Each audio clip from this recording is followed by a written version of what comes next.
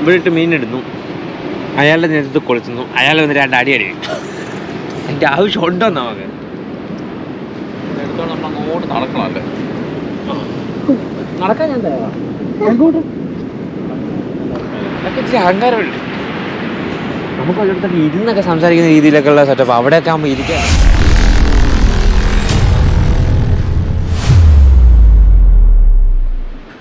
നമ്മളിന്നിവിടെ ഒരു ബീച്ച് ഫിഷിങ്ങിന് വേണ്ടി വന്നതാണ്. എൻ്റെ കൂടെ മാത്യു ഉണ്ട്, ഈതൻ ഉണ്ട്. അപ്പോൾ ഇവിടെ വന്നപ്പം കുറേ പേര് സ്വിമ്മ് ചെയ്യുന്നുണ്ട്, സർഫിങ് ചെയ്യുന്നുണ്ട്. അപ്പം നമുക്ക് അവരുടെ ഇടയ്ക്കൊന്ന് മീൻ പിടിക്കാൻ പറ്റത്തില്ല. അപ്പോൾ നമ്മളിങ്ങനെ നോക്കിക്കൊണ്ടിരിക്കുകയാണ് നമുക്ക് പറ്റിയൊരു സ്പേസ് എവിടെയാണെന്നുള്ളത്. ഇന്ന് ബീച്ചിൽ വലിയ തെള്ളൊന്നുമില്ല, കാരണം ഇന്ന് വീക്കെൻഡൊന്നും അല്ലാത്തതുകൊണ്ട് വലിയ റഷൊന്നും കാണുന്നില്ല. എന്നാലും അവിടെ ഇവിടെയൊക്കെ ആൾക്കാരുണ്ട്. കുറേ ആൾക്കാർ സർഫിങ്ങും സ്വിമ്മിങ്ങും ഒക്കെ ചെയ്യുന്നുണ്ട്.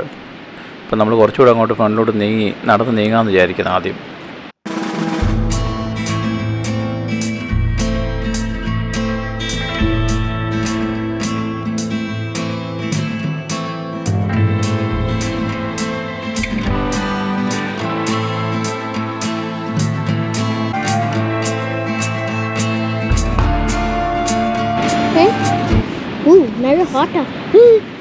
ചെരുപ്പേന്ന് മണ്ണ്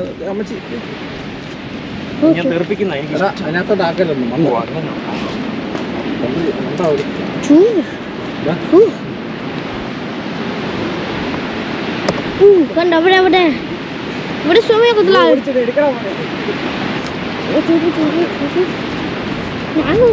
നല്ലൊരു സ്പോട്ടാണ് മീൻ പിടിക്കാനോ. അങ്ങോട്ടിട്ടാണ് നമുക്ക് അവിടെ പോയി കുറേ ഇരിക്കാം. നമ്മളിതാ സ്വിമ്മിങ് പിടിക്കാണ്ട് ചൂടുണ്ട് കേട്ടോ.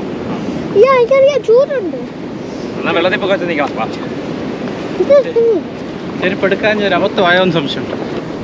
ഇതാ ഷെല്ല് കിട്ടി, നമുക്ക് ഷെല്ല് കിട്ടി. വരിക കടയിൽ കൊണ്ട് കൊടുക്കാൻ നിങ്ങൾക്കറിയാമോ.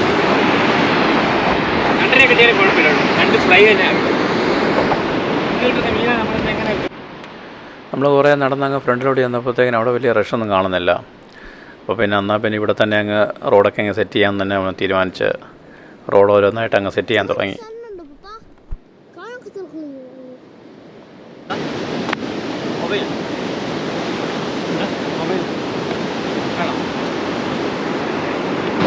ഇപ്പോൾ നമ്മളൊരു ഫസ്റ്റ് കാസ്റ്റിങ്ങുമാണ്, ഒരു ഫുൾ മീനെയാണ് ഇട്ടേക്കുന്നത്. ഇതൊന്ന് ട്രൈ ചെയ്ത് നോക്കട്ടെ.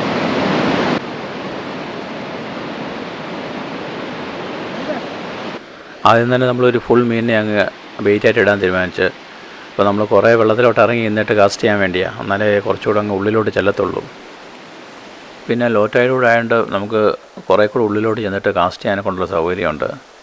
വലിയ ആഴമൊന്നും ഇവിടെ കാണുന്നില്ല. അപ്പോൾ നമുക്ക് കുറേ കൂടെ ഉള്ളിലോട്ട് ചെല്ലാനുള്ള ഒരു സാഹചര്യമുണ്ട് ഇവിടെ. പക്ഷേ ചില സമയത്തൊക്കെ തിരമാല നല്ല ഹൈറ്റിലാണ് അടിക്കുന്നത്.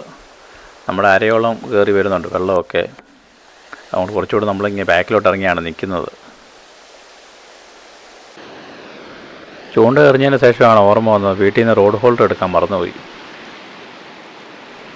ഇനിയിപ്പോൾ എന്ത് ചെയ്യാൻ, ഇനിയിപ്പോൾ റോഡും കൈ പിടിച്ച് വെള്ളത്തിലിങ്ങനെ നിൽക്കാനേ പറ്റത്തുള്ളൂ. കൂടെ നമ്മൾ സ്ലോ ജിഗും ചെയ്യുന്നുണ്ട്. അപ്പം എന്തൊരു മീനെ കിട്ടുവാണെങ്കിൽ അടിക്കുന്നെങ്കിൽ അടിക്കട്ടെന്ന് വിചാരിച്ച് സ്ലോ ജിഗും ഇതിൻ്റെ കൂട്ടത്തിൽ തന്നെ ചെയ്യുന്നുണ്ട്. പക്ഷേ കാര്യമായിട്ട് മീനൊന്നും വലിയ ബൈറ്റൊന്നും കാണുന്നില്ല.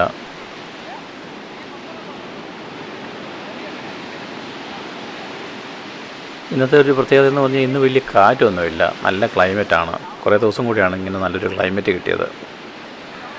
നല്ല സണ്ണിയും കൂടാണ്.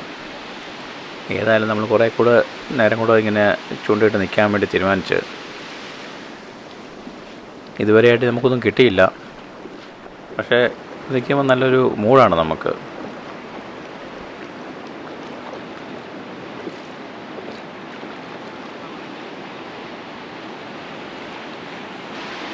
മാത്യു ആദ്യമായിട്ടാണ് ഫിഷിങ്ങിനൊക്കെ വരുന്നത്, അതും ബീച്ച് ഫിഷിങ്ങിന്. മാത്യു ആകെ എക്സൈറ്റഡ് ആണ്. വെള്ളത്തിനകത്തൊക്കെ ഇറങ്ങി ഇന്ന് കാസ്റ്റ് ചെയ്യാനൊക്കെ ശ്രമിക്കുന്നുണ്ട്.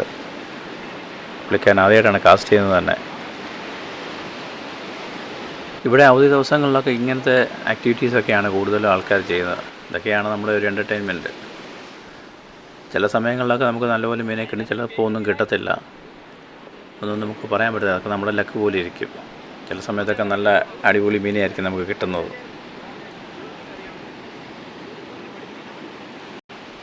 എല്ലാ ദിവസവും ഒന്നും ഇതുപോലത്തെ നല്ല ക്ലൈമറ്റ് കിട്ടണമെന്നില്ല. ചില ദിവസങ്ങളൊക്കെ നല്ല വിൻഡി ആയിരിക്കും, ചിലപ്പോൾ മഴ കാണും.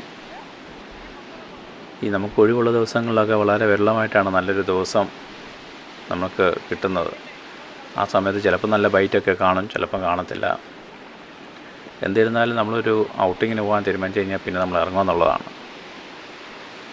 കുറേ നാളെ ഞങ്ങളിങ്ങനെ ഒരു ബീച്ച് ഫിഷിങ് ചെയ്യണമെന്നൊക്കെ വിചാരിച്ചിരിക്കുകയാണ്. ഇന്ന് ഞങ്ങൾക്ക് 2 പേർക്ക് ഇറങ്ങാൻ പറ്റിയുള്ളൂ. എന്നിരുന്നാലും ഞങ്ങൾ കുറച്ച് നേരം കൂടെ വെയിറ്റ് ചെയ്യാൻ തീരുമാനിച്ചു. ഒന്ന് രണ്ട് കാസ്റ്റിംഗ് കൂടെ ചെയ്ത് നോക്കട്ടെ. ഇനി കിട്ടിയില്ലെങ്കിൽ ഇതിൻ്റെ അടുത്ത് തന്നെ ഒരു റോക്കുണ്ട്, അവിടെ പോയി റോക്ക് ഫിഷിങ് ചെയ്യാമെന്ന് വിചാരിക്കുന്നത്. ഈ സ്പോട്ടെന്ന് പറയുന്നത് നമ്മുടെ ഓക്ലാൻഡിൽ നിന്ന് ഒരു ഏകദേശം 3.5 മണിക്കൂർ യാത്ര ചെയ്ത് കഴിയുമ്പോൾ മുറിവേ എന്ന് പറയും. മുറിവേ ബീച്ചാണിത്.